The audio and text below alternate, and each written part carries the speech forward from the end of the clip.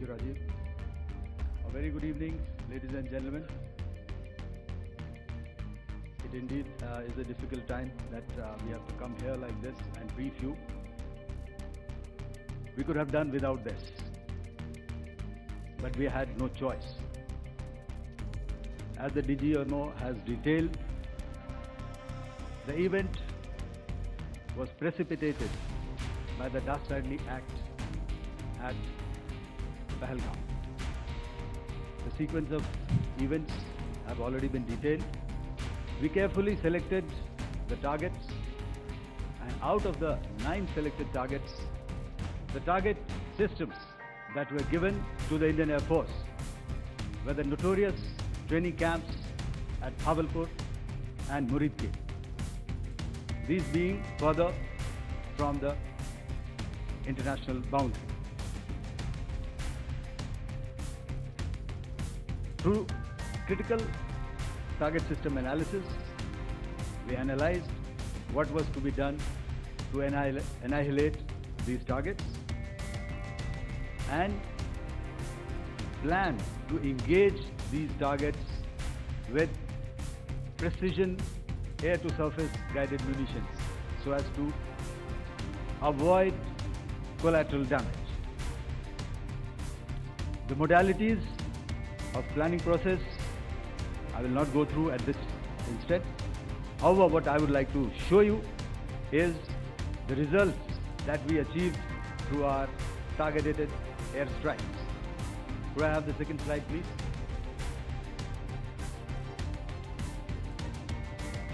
Yeah, change, please.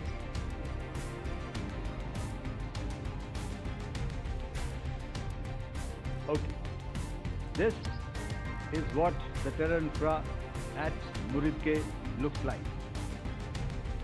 If you see, north is as indicated, and to the right is east, where the international boundary lies. Could we have the next slide, please?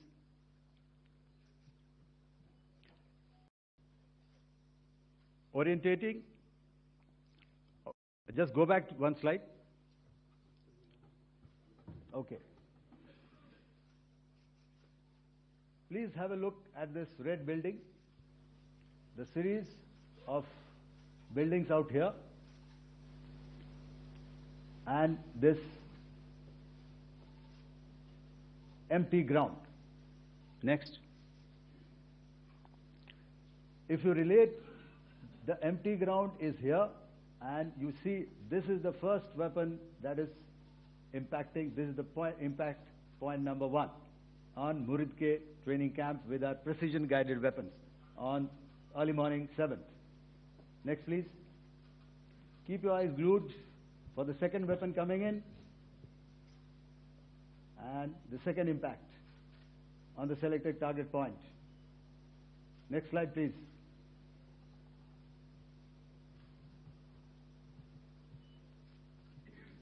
Third weapon, third impact. Continue. And fourth weapon, fourth impact. So through these targeted and precision targeting, we addressed the target at Muritke, which was the terrain infrastructure. Can you hear me? All right. Okay, I'll come closer to the mic. Now we go to the next target, which is the Bhawalpur training camp. Next slide, please. Okay, just wait. So the effect, if you see, the impact point, if I can point out, this is the impact point. The ammunition has gone through the roof and it has created a blast inside, the photographs of which you would have, all of you would have seen. And the red building, after that, there was this double-story building. It has been completely decimated by precision targeting. Next, please. The target system, which was in the north, a series of buildings. I will show you how it looked. Next. Completely destroyed. by our precision targeting. Next.